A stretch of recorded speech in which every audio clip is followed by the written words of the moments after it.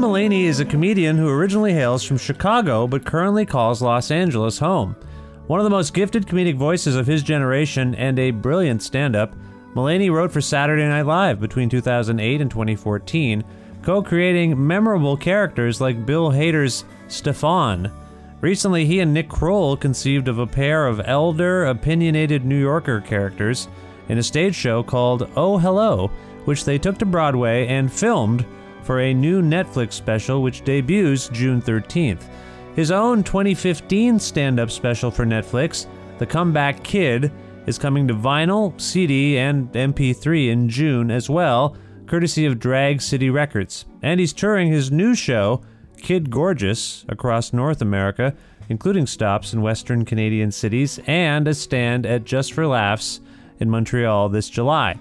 John and I caught up recently to discuss most of the aforementioned projects and people, as well as Jerry Seinfeld, Donald Trump, the Obamas, comedy's role in the current political climate, Seth Meyers, that time John met Bill Clinton when John was just a kid in 1992, another new show he's making with Nick Kroll, music, and much more. Sponsored by Pizza Trocadero, The Bookshelf, and Planet Bean Coffee, here's John Mulaney on the 322nd episode of Creative Control with your host, me, Vish Khanna.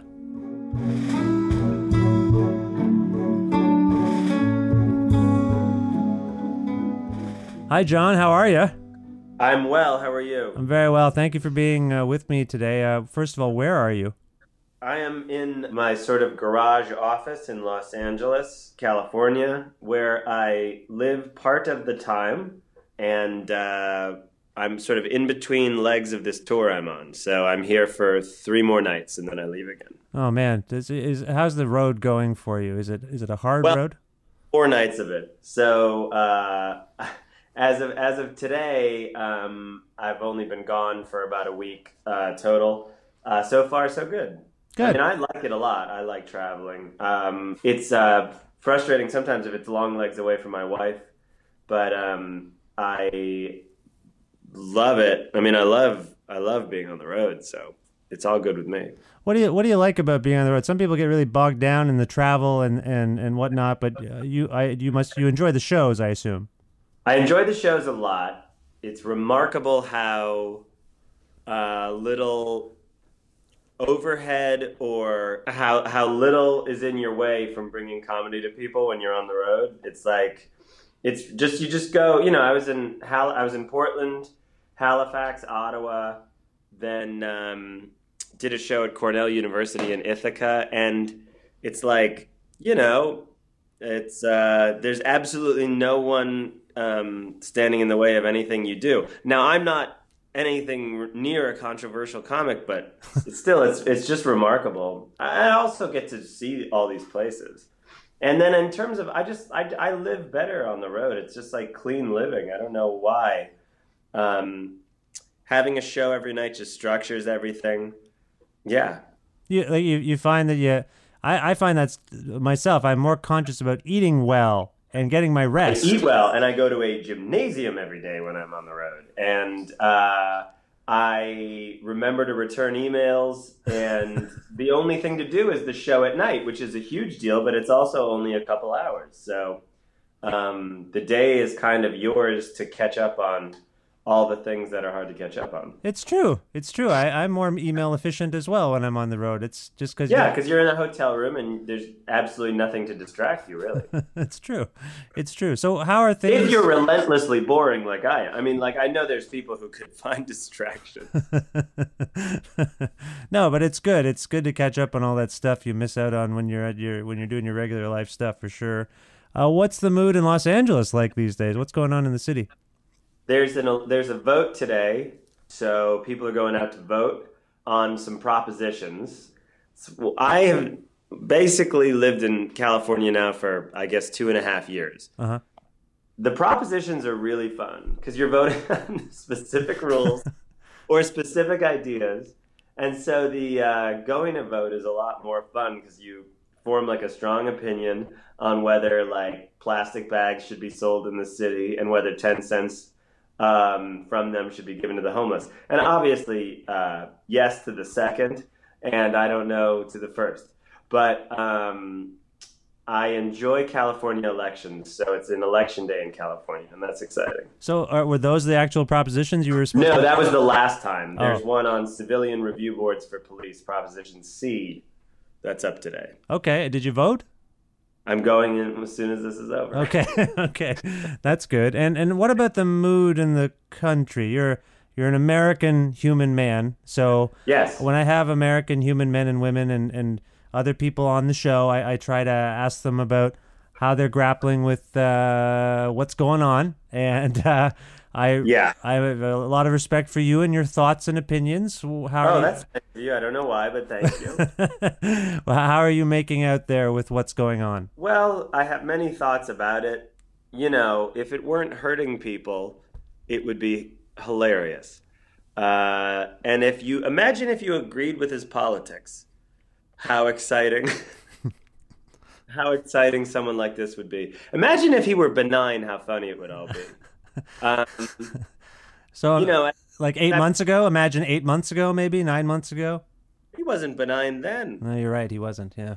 I mean, he hasn't been benign for ever, really. Yeah. I mean, he's doing this line of this stuff since the 1980s. He took out a full page ad against the Central Park Five then. I mean, yeah. I mean, one thing I think people might not admit, and again, I'm in a privileged position where I am not directly threatened by this guy, at least yet. And I recognize that, so I'm not trying to make light of it. But like, for many people, I think the past 2 days and everything that's happened are like semi-exhilarating because at least he's not good at it. Like, at least he's bad at the job to a degree that's terrifying, but also might bring him down. I don't know what to think about it. I've been saying on stage that it's like there's a horse loose in a hospital. Like, I think everything will end okay, but I don't know what's going to happen next. Well, like a horse running And loose. that's funny. And a horse loose in a hospital is very funny, but it could, like, you know, it could knock over all the incubators and stuff. It's both terrifying and also funny, but I can't say anyone knows what's going to happen next. And no one, it's kind of, there's a great humility among everyone because, you know, on the news, they'll be like, oh, we're joined by someone who once saw a bird in an airport. And you're like, that's not the same as a horse loose in a hospital. Well, you mentioned that you are not directly threatened by this man and his regime at this point, and I presume you were alluding to the fact that you're a young, wealthy white man. Oh, I didn't know. I didn't mean to throw wealthy in there. But sure, yes. Well, I didn't mean to insinuate anything either. I don't know how you're living, but no, doing very well. You're doing pretty well, yeah. I'm doing pretty well, and I am very much a white young man. That part was accurate. All of it was accurate. Right. But my point here is that there was the thing recently, which I don't think this thing has been resolved, where Stephen Colbert, as a comedian, said something about Trump, and now the FCC is investigating comedy. They're investigating the comment he made? They're investigating not only the comment he made, but they're actually investigating comedy. They're investigating a joke. Uh-huh. Yeah. I would think as a person who tells jokes for a living, this gives you some pause. Absolutely. I mean, I think just the general statement from the president about opening up, quote, the libel laws, which is not a thing. They are not one. They're normally local statutes and not, or I believe there's not a federal libel law that he can change. Right. But that gave me more pause than the Colbert thing specifically. Now, truth be told, I don't know a lot about the Colbert story, but the very notion of like going after journalists and then what's to stop him from going after anyone on social media, because that's that's some form of published material. Mm-hmm. Yes. Now that you mention it, because I haven't fixated too much on the Colbert story, it's tremendously, the timing is scary and bizarre. Well, one of the reasons I brought that up is because I saw that you were actively tweeting about Hassan Minhaj's remarks at the White House Correspondents' Dinner, and Yes. why was that exactly? Were you involved in that event as a writer or anything, or were you Oh, just? I helped him with a few jokes, but I'm just a friend of his and a fan of his work. So I was happy that he gave the address that he gave. I thought it was really funny, and I thought there were moments of it that were very important. And I also, that event in the U.S., you could look at it, I totally understandably look at it from one of two ways. One is that it's this gross dinner where all these press people laugh it up with the president. And it sort of shows that there's no real line between politicians and journalists, and everyone just wants to be friends. And it has a unsavory quality to it. And many journalists and many publications have said that over the past 20, 25 years. Yeah. And that's totally fair, and that is probably, they would have more insight into it. But as a viewer who watches it on TV, just as an American citizen who watches it, it's a night where you get to make fun of the president to his face. And that's an important thing. So as corny as it sounds, I always thought that the Correspondents' Dinner had some importance for people, even though I completely respect those closer to the event who object to it on the journalist side. That the president backed out of a night that's normally just good humor was so telling. Going back to the Colbert thing, I mean, that was like, oh, so you literally can't take a joke, is what you're saying. Yeah. I thought that Hassan did a great job, and I thought that, he did a great job, and what was great about that is it helped, protect that event for future years. Yeah, again, it sounds so corny, and I'm not, I understand it's not the end all be all, the White House Correspondents' Dinner, but I thought having someone really funny and really smart, who's the child of who's a first generation Muslim, was really important, and I also just thought he was funny. So I took the huge step of tweeting about it. No, I just noticed it. I noticed it was one of the things you were very actively behind, and as I say, with what's in the air right now in terms of the role that comedy has been perceived to play in this whole saga, because I think Trump, certainly campaigning, and he has done so at his rallies since winning, he does behave a bit like a bad comedian, don't you think? I think those days are over. He had kind of like a comedy, like a Vegas-y comedy rhythm during the campaign. Yeah. And I will admit, having been fascinated by him for a long time, I remember talking with other stand-ups about how the rhythm of it was hilarious, and the things he was saying were god-awful, but like there was something for a moment, if you wanted to comfort yourself, that was like, isn't this funny that this idiot is talking? As Anthony Atamanuik, who plays Donald Trump on The President Show, calls it the rhythm of an idiot. It is. So that sort of Vegas-y, like almost like Rodney Dangerfield vibe he had during the campaign seems to be gone. He seems both exhausted, sour, completely distractible, and wildly incompetent all at once. But when I think about the characters and the television shows that have been embroiled in this story, when I think about the controversy about, we've talked about Colbert, we've talked about Fallon. Oh no, we haven't talked about Fallon. There was the Jimmy Fallon thing where Fallon was thought to have, sold himself out a little bit by treating Trump with kid gloves. Of course, SNL's role in the political news cycle since, when these campaigns began has been really at the forefront of coverage. It's very weird. Do you think critics and fans have overblown the role of comedy, or specifically because you work there, of Saturday Night Live and how it engages with politics right now? Oh, I personally don't find the coverage more or less excessive on the SNL side than it was sometimes in the past. I started in 2008 in August when that September Tina Fey came on to play Sarah Palin, and that seemed like, granted, I was new to the job, so I was just absorbing everything about it at once, but that seemed like this nonstop conversation that was great. But yeah, I'm always surprised by comedy shows being so talked about. I think a lot of people who do that work are, just because we stress over whether these takes are interesting and new and stuff, and so when people explode over one, it's a nice feeling. But I have personally, maybe I'm way too inside to judge. I thought that since the Jon Stewart years and since seeing that, SNL Palin thing up close, that comedy shows have been written about a lot in terms of politics, to the point that like it's assumed comedy shows, late night hosts, and stand-up comedians will have a take on every current event. Yeah. Which is a fair amount of pressure to put on someone who's mostly trying to make, or a group of people trying to make people laugh, right?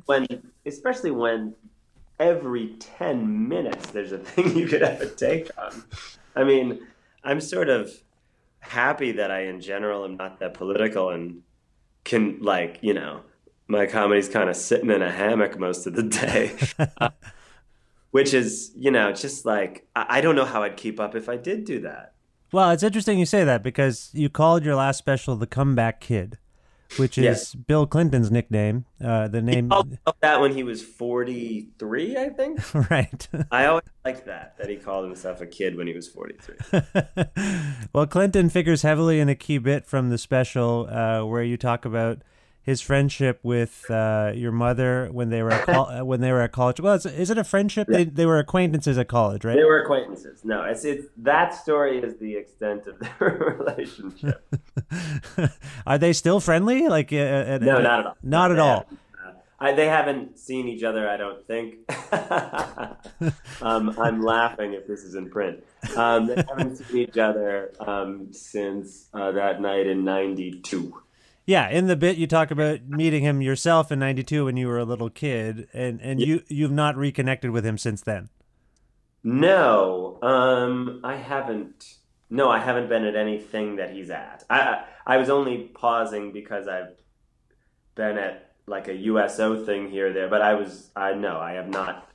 have not been near Bill Clinton. And I'm only explaining the pause in case that pause seemed odd to not remember if you've seen Bill Clinton since 1992. Well, he's such a litigious figure that you have to couch all your answers. But just to be clear, for people who don't know, you have been in the presence of President Obama and Michelle Obama, right? Yeah, I've met them a couple times, which was very exciting. First at the aforementioned White House Correspondents' Dinner in 2011, and then I got to see the First Lady again in Doha in Qatar at the Al Udeid Air Base. I was there with Conan O'Brien doing a show, and then saw both the former president and former First Lady at Andrews Air Force Base for a really incredibly stacked, amazing USO show that happened, I guess, over a year ago, just about a year ago this time. Is there a particular compulsion for you to take part in these USO shows?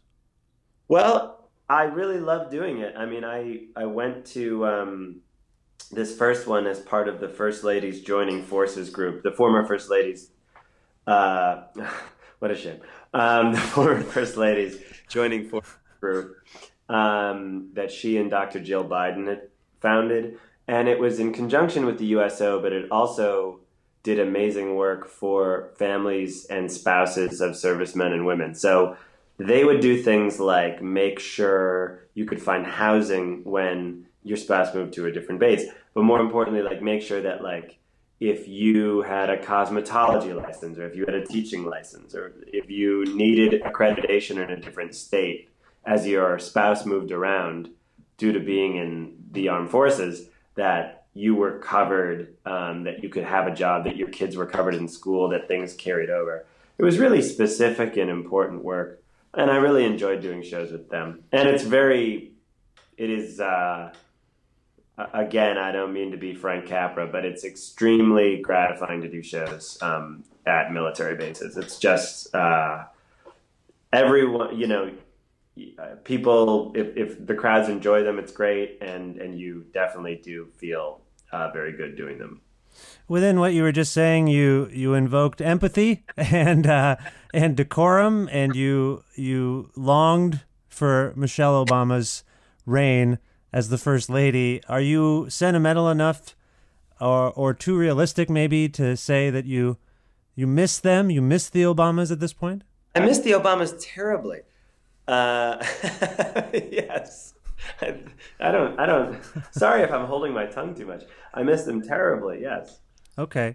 Because, there's some people who are like, well, that's just, you can't get mired in that stuff because you're just going to... Oh, I get that. I understand. Yeah. And perhaps there's a really lousy tonic for all of us to drink about ever really investing ourselves too personally in the person of the politician. But certainly it certainly is a great man, and she's certainly a great woman. So I don't mind saying that I miss them running the country. They were the coolest political bar none couple that I can recall. Bar none. Bar none, right? It was really, you were quite spoiled. And I'm an Irish Catholic. I couldn't be more interested in the Kennedys, but no, they're the coolest. Yeah, they were cool. And that's by the way, I mentioned the Obamas because when I asked you if you had been in the presence of Bill Clinton, it's not that far-fetched, really, in a way, that you might be. You did meet him the one time, so I just wondered if he was aware... No. If he was aware of these stories you've been telling since... Maybe. Yeah, I don't... But I mean, if you're Bill Clinton, I'd imagine the amount of comedy done about you can't absorb it all. You had to put up a wall years ago. Yeah. Right? Yeah. I think. You come from a... Have you met Trudeau? Have I met Justin Trudeau? I have. I apologize. I said his last name as if I know him well. I met what's funny is the last time I told this story, it was to Hassan Minhaj on this show. And what happened was, many years ago, there's an award. We have the Grammys in Canada. It's called the Junos. Have you heard of the Junos? Yeah. You have? The one that's the Emmys and Oscars together? No, that's the Geminis. The Geminis, right. I've heard of the Geminis and the Junos. Okay, wow, that's amazing. Why have you heard of the That's amazing to me. You're just above us. It's not that far away. That's true. I'm just not used to, people from your country knowing anything about us. So it's. I have friends from Much Music. I have all people all over Canada. Oh, I didn't know that. Oh, Tim? Do you know Tim McAuliffe? I don't know Tim McAuliffe. Oh, sorry. No, I was just kidding. My friend Amanda Walsh was on Much Music. Oh. I'm joking that I have spies all around here. Well, the occasion was the Junos were in Ottawa about 6 years ago, and Justin Trudeau engaged in a boxing match with another politician. Did you hear about that? No, I don't know much about that. Well, he was in a charity boxing match. They had some animosity, he and the Conservative MP or whatever, the candidate. And so they decided they'd have a charity boxing match, and it happened to be the weekend of the Junos. It's like 2 a.m. I'm going into a hotel with the Canadian iconic rock band Blue Rodeo. I'm just walking into a hotel, and as SUV pulls up, and Justin Trudeau just hops out in like gym gear, and I say, yes. I scream at him. It's 2 a.m. I just scream, "Hey man, did you win?" And he went, "Yeah, I did." And then we just ran to each other and embraced. You were excited he won? Yeah, I didn't even care, but I just was stoked that he was there, and I was a big fan of his dad, Of course. And what position did Justin Trudeau occupy at that time of the boxing match? Was he in office? Was he a minister of some kind? Yeah, that's right. He would have been, I can't recall exactly, but I think he was an MP or something. Yeah, that's right. Okay.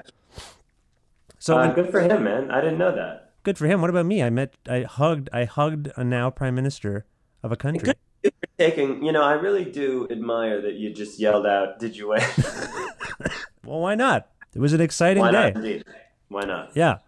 Well, one of the reasons you say you're not that politically engaged maybe as a comedian, but you come from a politically engaged family. Your parents are lawyers and involved in politics on some level. Has that lineage, has that affected your Oh, my parents aren't involved in politics per se.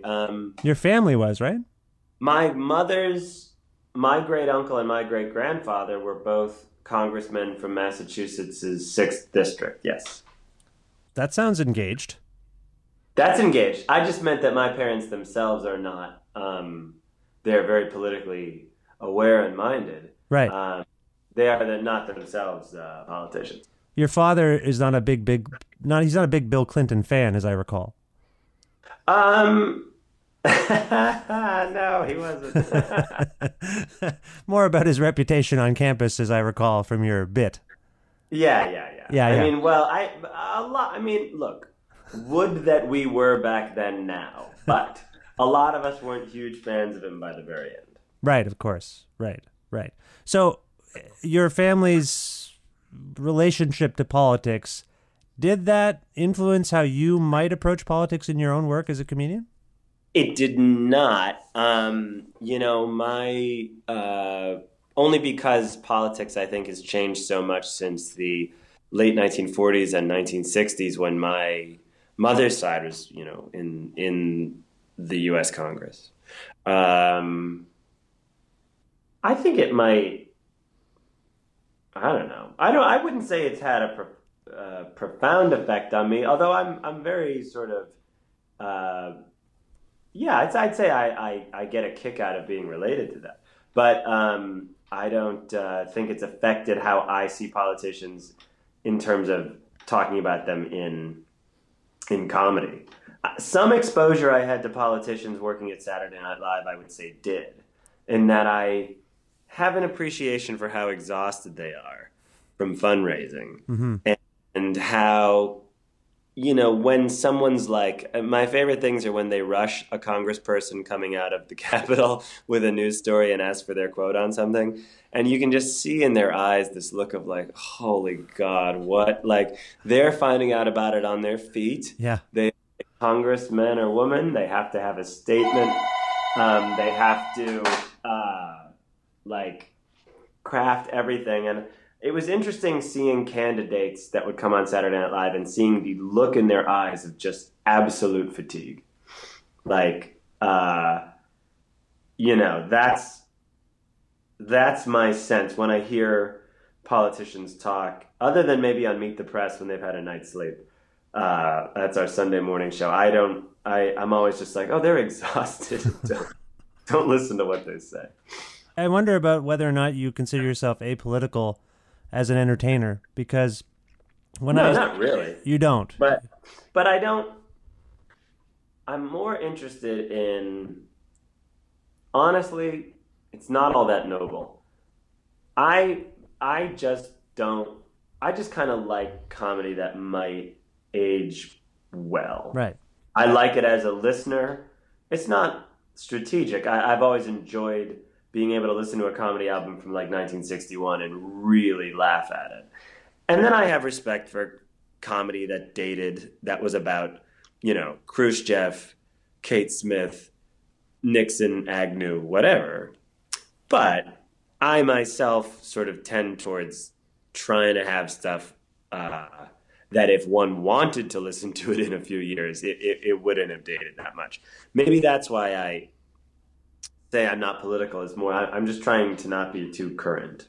Yeah, no, that's fair. Like when I watch, I've been in awe of Seth Meyers' A Closer Look segment, because I can see how much effort in it. He's making it look pretty effortless, I find, but I know how much energy is going into those jokes. Yeah. It's nuts. Yeah.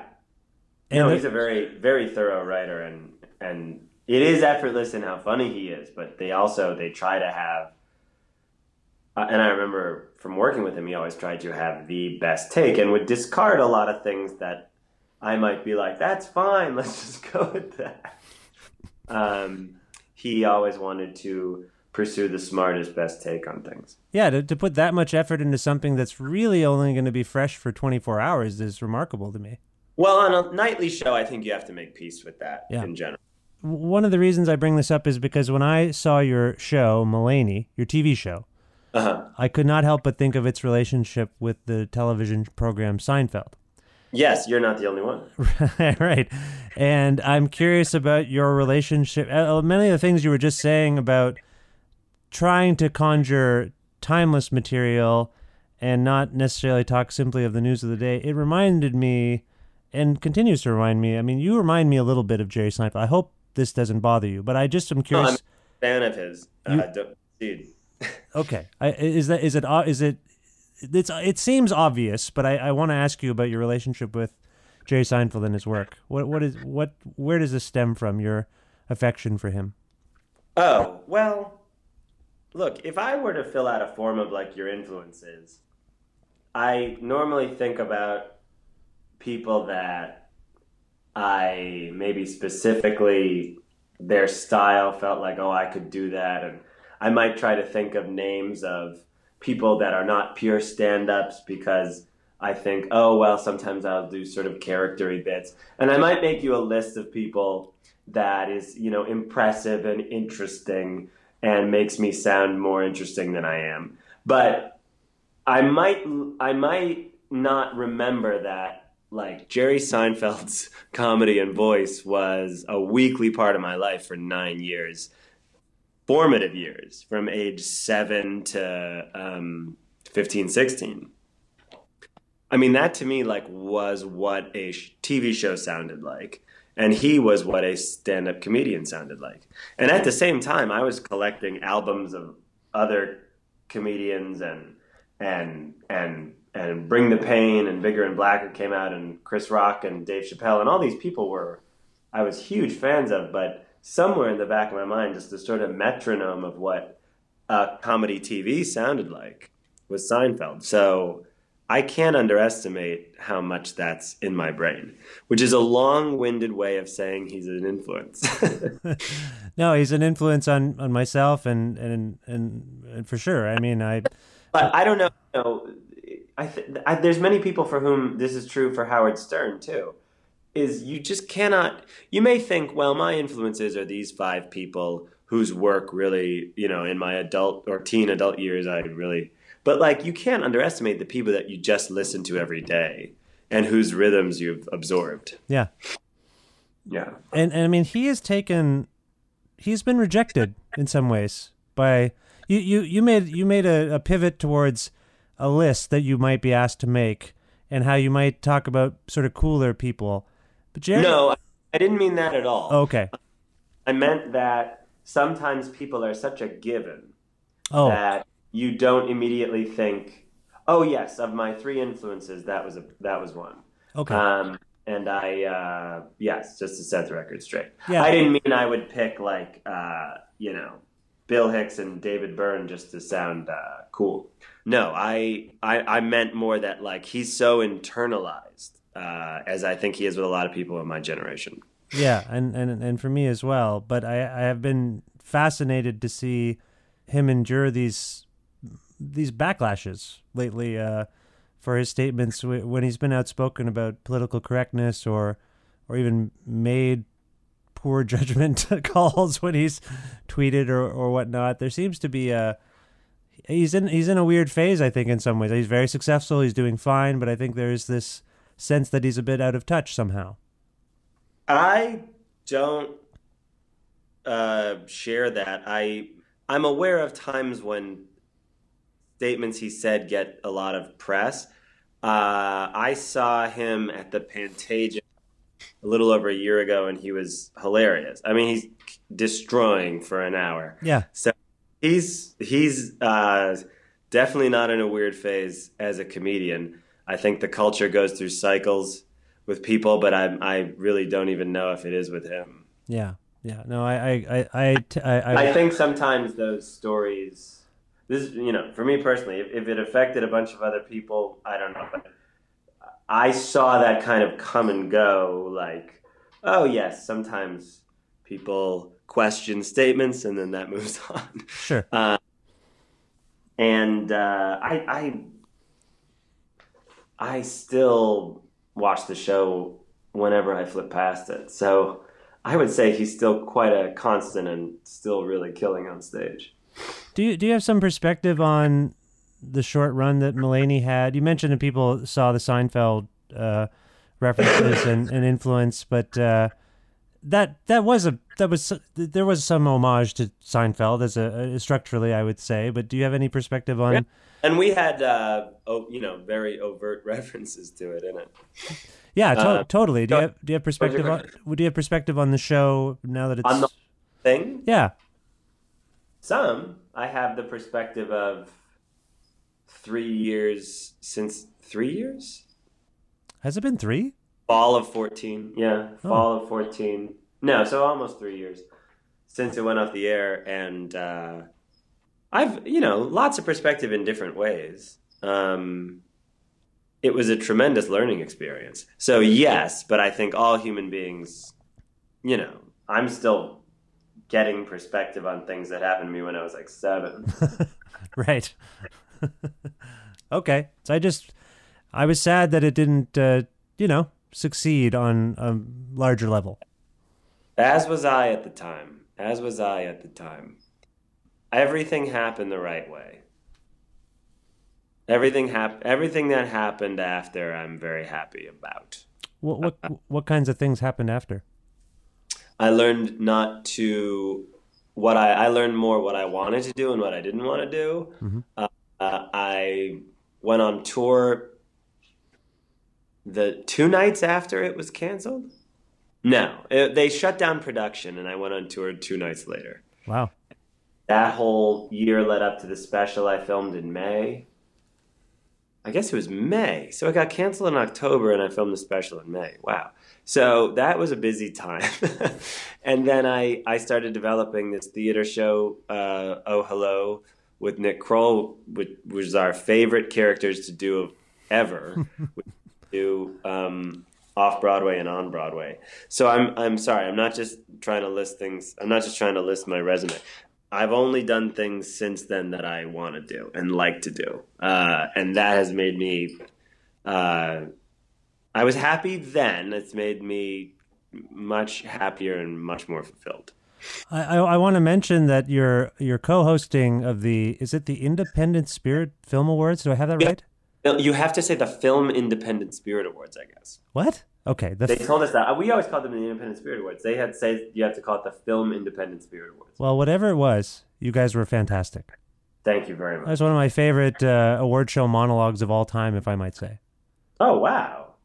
I'll take that. Of all time. I've watched, I'm almost 40. I've seen a lot of, it's great. I shared the heck out of that thing. Oh, well, thank you. It was genuinely really fun to do. Is that nerve-wracking? Because you got to go in. There's another thing you did that reminded me of Jerry, where you kind of made fun of acting. Do you have any disdain for acting?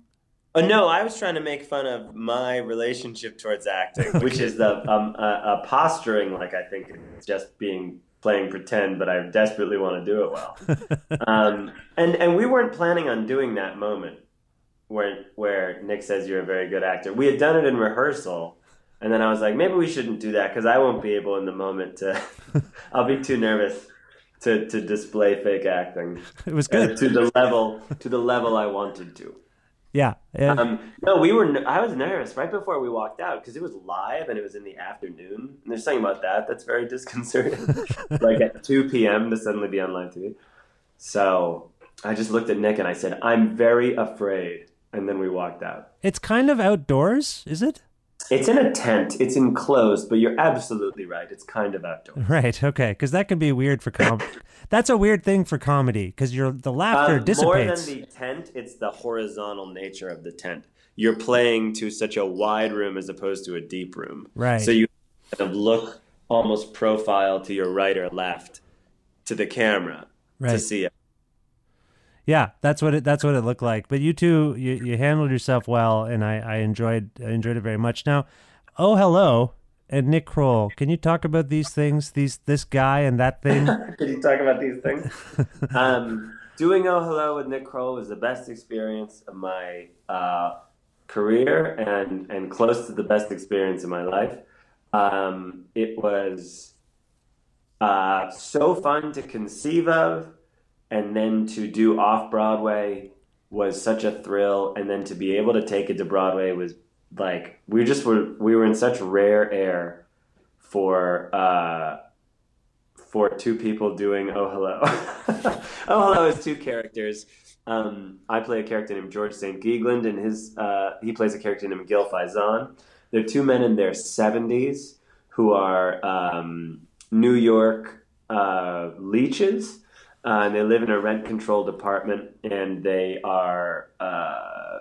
would be self-proclaimed experts in the fields of acting, writing, and then art, film, culture, politics, and the entire world. They're sort of like the Muppet Show guys. Oh, well, those guys just insult things.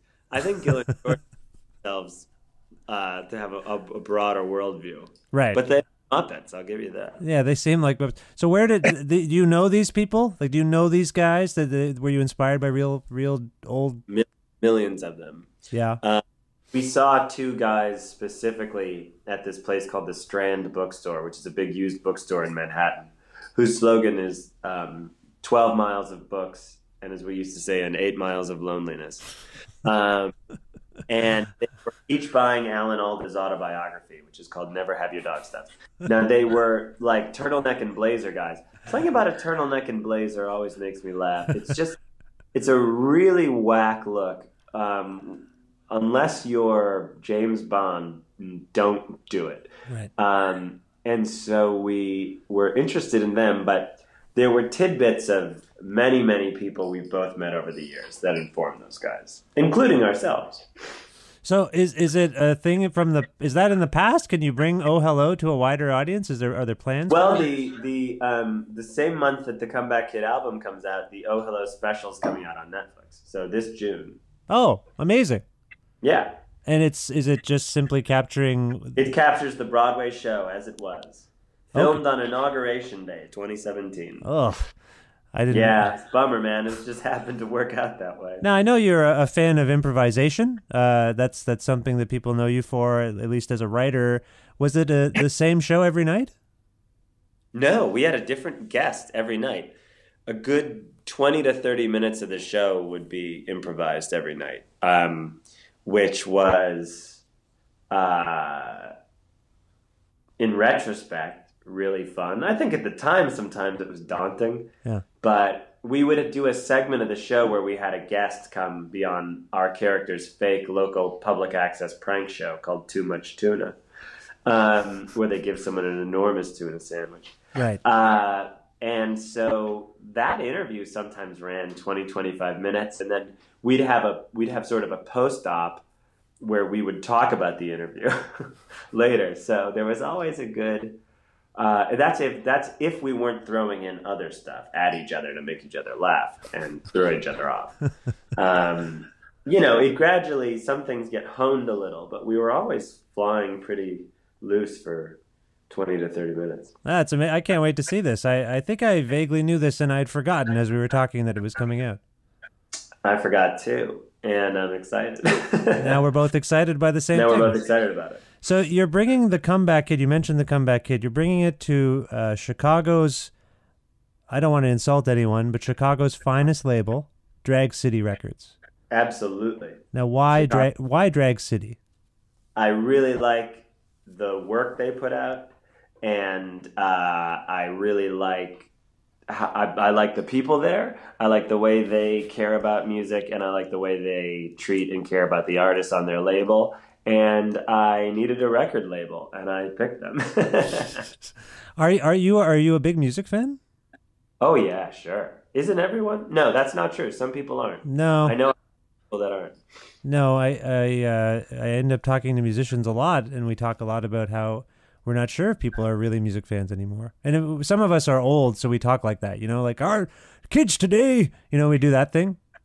For real? But do you think people are straight up not music fans, or they don't delve? No, it's actually not necessarily about the people. It's more about how we consume. That's usually where we go. I just had Drag City recording star Bonnie Prince Billy on this show. You had Bonnie Prince Billy on the show? Oh, great. Third time on the show, John. Third time. Very good. I've never had him on a show, and I've never had a show. Yeah. Are you a fan of Will Oldham and his work? Yes, I am. Yeah. So Will and I always have these very long conversations about kind of cultural and material conditions, and we were talking a lot about why he released a record commemorating the work of Merle Haggard.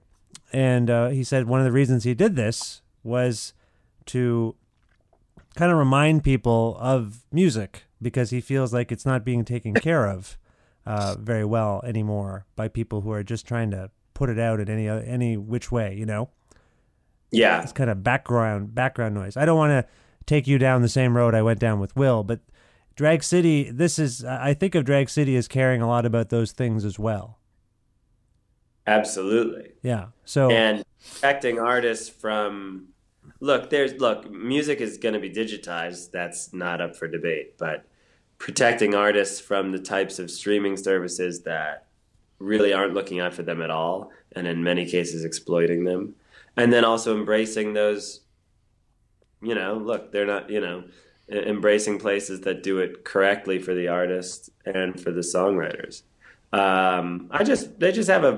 They also put out great stuff. It's not solely on their principles, more because they put out really great stuff. Yeah, it's true. I don't know. I'd be curious. I have some friends that are musicians, but I don't know enough about how they feel everything has changed. Because even I remember when Napster came out, and that was 16, 17 years ago. So the moment that I personally thought, the music business is changing, is so long ago that I haven't, seen it through the eyes of a musician. Did he feel like people only cared about like top 40, or he thought that like no one appreciated music because it's all free, or what was his perspective? Well, we talked about a lot of different things, and one of the things that we touched upon was just the kind of psychological mania that is created by these kind of pronouncements that all music is available on Spotify, or all music is available on Apple Music, or hey, there's a new Netflix show, here's the entire show. It creates this kind of frenetic mania within us to be like, everything, yeah, how am I going to keep up, And what happens, what I was trying to argue a little bit is that I find myself, I wasn't trying to speak on behalf of anyone else, I have a harder time investing in a record or a TV show or a film. Like, I've watched The Godfather, I'm not kidding, probably 1 million times. And these days I feel like we're encouraged to be like, oh, hey, the Kendrick Lamar record just came out, and you've got to process it as quickly as possible before we start telling you about the next thing, or here's all of Master of None. So it kind of shifts our ability. If you don't have if you want to be social about it and be able to keep up with everything, you're kind of encouraged to move on as quickly as possible. It's like a marketing ploy has run amok. That's what, I mean? I guess yeah. It seems like I more notice it when there's not a new show. Like sometimes it's like for 2 years, my wife and I will have a thing to watch, and then we like hit ground where we're like, wait a second, where are our shows? And in any other world, that 2 years of viewing would have been spaced out to take 400 years. But now you can watch everything in a weekend. So yes, I only notice it when I've run out of the material. Right. The way a drug addict might only notice drugs when they run out of them. Right. That's a good analogy, because I think the drug dealers are hip to this, and they're just quickly giving us another. There's no better business to model yourselves on than the drug business. We're getting involuntarily re-upped. Yeah. Other than the wedding business, there is no better business than the drug business. Yeah. No, I agree. Well, anyway. Again, I encourage you, John, if you're bored and want to listen to an old episode of this podcast from a week ago. Doing Will Oldham. It's okay. It's pretty good. But I'm going to listen to it. Okay, I appreciate that. Now, you're coming to Canada. You've been to Canada, but you're going to be going across parts of Canada. Yes. And people in Canada. We've already established that you know the Junos, the Geminis, and Much Music people. I know. Yeah, they've all moved here. So I know people from Canada, but I know you now, and there's got to be people up there. You're a fan of Canada? Yeah, I love it. It's kind of like America, isn't it? No. Oh. I find it. Well, there's parts of it. Toronto and Chicago have a lot in common. They seem like sister cities, don't they? Montreal seems like, uh, in a great way, a different place. Yeah. Yeah, no, I think they have unique characters. Um, it looks a little like America, but so does Australia. But do you like Australia as much as you like Canada? No, I've only been there once for 9 days. I've been to Melbourne, so at this point, I have to say I like Canada more. Well, and are you playing places you haven't played before? Yeah, oh yeah, I'd never done Halifax, the Rebecca Cohn Auditorium there, and then the National Arts Center in Ottawa was beautiful. It was so funny though, because it's like all the hotels in Ottawa look like chateaus. And then the Arts Center is just like a huge socialist prison with a beautiful theater inside. But the outside of the building was mystifying. There were like 1,000 entrances. I really enjoy it. I always enjoy going to the Juste pour Rire festival in Montreal, and love playing Toronto as well. You actually you invoke the French. That's remarkable. Please. It's the least I can do. Todd Glass was on my show relatively recently talking about how he thinks Canadian audiences are better than most other audiences. I don't know if he was just saying that to be a kiss ass, but do you actually discern? Like, do you discern a difference when you're in Canada and facing a Canadian audience than other places? I can't say I have anything profound to offer on that side of it. I was going to say for a moment that Canadian audiences are I can't think of one that was not attentive, but I've also done late night shows in Montreal where they're very inattentive. Right. So it's the context. You're playing a nice soft seat theater. You're probably in Canada. People are probably going to be polite and attentive. That's what we think. Yeah. Okay. That's what that's our theory. Well, we're looking forward to having you back here, and I can't wait to be there. Yeah, I saw that you're going to be part of Nick Kroll's Big Mouth project. Is that right? Yes, I do a voice on it. We're currently recording season 2, so the first season will be out in the fall, and I play a character named Andrew, who is Nick's character, Nick's best friend growing up, and the show was created by Nick Kroll and Andrew Goldberg, who were best friends growing up. Okay, it's an animated show, you say? It's an animated show. Yes, Okay. we're recording the voices for season 2 right now. And you're enjoying it? It's fun? It's great.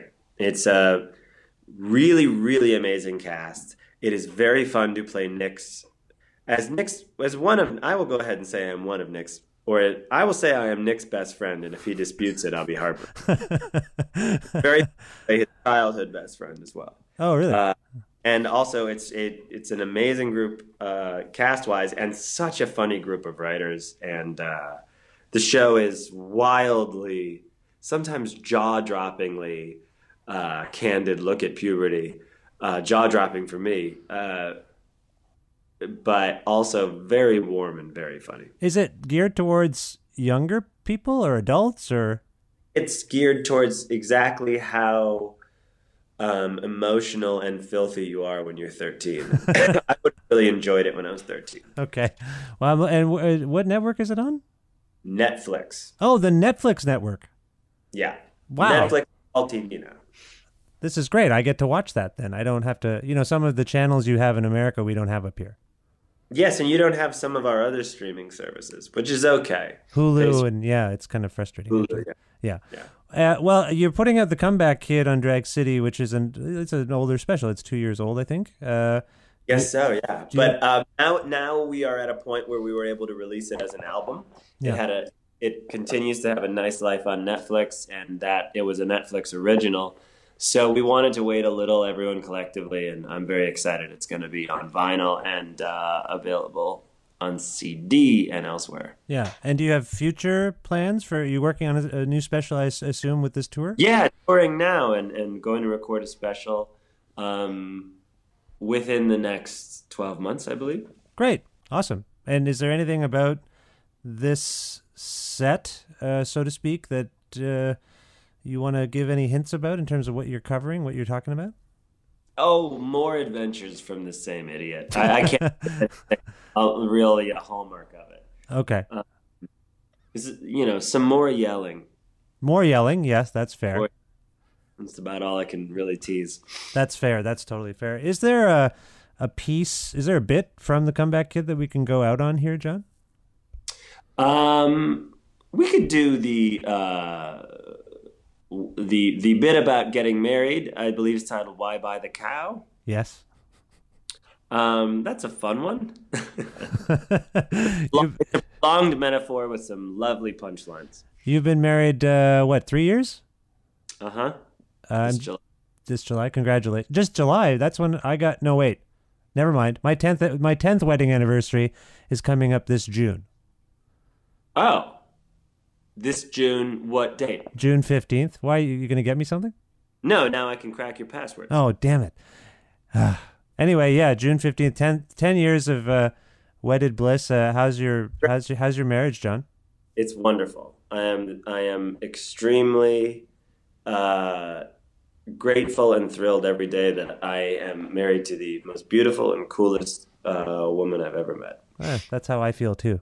So we might be at odds now. We might feel slightly competitive. Yeah, we don't like that we have the same soundbite on that. This is Why Buy the Cow from The Comeback Kid, which is out everywhere on Drag City. This is John Mulaney. John, this was an honor and a pleasure. I thank you for being on the show and talking to me. Total pleasure to talk with you, man. And I'm going to go back and listen to Bonnie Prince Billy, and maybe I'll listen to Hassan too. I appreciate that. See you, buddy. I talked to a lot of people before I got engaged, and I heard this expression about whether or not you should get married. This is an old expression. People say this. They say, why buy the cow when you can get the milk for free? You ever heard that before? It's a bananas insulting expression to an entire gender. But also, it makes no sense. Why buy the cow when you can get the milk for free? You're not allowed to milk a cow that you don't own. That's not even a situation. Was that a problem at one point? Like in the dairy community? Was that happening like 100 years ago in some village? Some Dutch prick was sneaking in at night being like, ah ha ha, I take your milk. And the farmer was like, well, then this is your cow now. And he was like, no proof of purchase. And he ran off into the night. That sounded Dutch, right? You know what that expression means? It means, why would you marry a woman if she's already having sex with you? Which has nothing to do with what relationships are even like anymore. Now it's like, why buy the cow, ? Maybe because every day the cow asks you when you're gonna buy it, and you live in a really small apartment with the cow, so you can't avoid that question at all. And also the cow is way better at arguing than you are. And the cow grew up in a family that knows how to argue. Why buy the cow, ? Maybe because every time another cow gets bought, you have to go to the sale, and you have to sit next to your cow at the sale, and your cow looks over at you the entire time like, and does not enjoy the sale at all. Even though she's the one that wanted to go to the sale. And she's especially mad because that farmer and cow met like 8 months after you guys met. Why buy the cow? Well, let's be real here. You're very lucky to have the cow that you do have. Roping in cows and getting milk out of them was never anything you were known for, John. By the most liberal of estimates, there have been about 8 cows total, several unmilked, and a lot of people think that you like bulls, and if you just... they assume it. When you search your name, the third thing to come up is like, John Mulaney Bull, ? And if you just bought the cow, nobody would say that anymore. They'll still say it. Because there are those guys who they buy a cow and then on the side, total matador. But for real, Chicago, why buy the cow? Let's be real. Why buy the cow? Because you love her. You really do. And yeah, sure, she's a bossy little Jew, but she takes care of you, and you don't want to be some old man stumbling around like, hey, you seen any loose milk?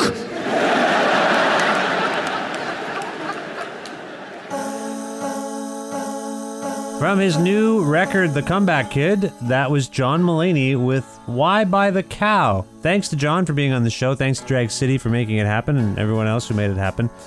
And yeah, go see John Mulaney. Go watch his stuff and listen to his things. He's a brilliant man. And we both had a cold. I think we had the same cold somehow, even though we were so far away from each other. We had the same chest cold, and I still kind of have it. Hopefully he's okay. Hopefully he's all right.